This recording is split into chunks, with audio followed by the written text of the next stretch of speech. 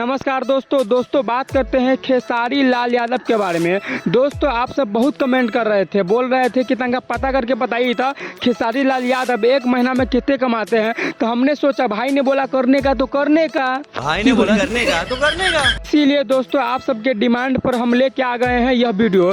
दोस्तों इस वीडियो में हम बताएंगे कि खेसारी लाल यादव एक महीना में कितना रुपया कमाते हैं। इतनी खुशी मुझे। सबसे पहले बात करते हैं खेसारी लाल यादव अपने गाना से कितना रुपया कमाते हैं।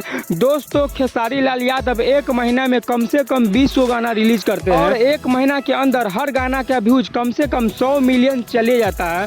दोस्तों इसका मतलब है एक गाना से खेसारी लाल यादव 30 लाख रुपया कमाते हैं। 20 गाना से दोस्तों खेसारी लाल यादव 6 करोड़ रुपया कमाते हैं। दोस्तों अब बात करते हैं फिल्म से कितना कमाते हैं। दोस्तों खेसारी लाल यादव एक महीना में कम से कम एगो फिल्म रिलीज कर देते हैं।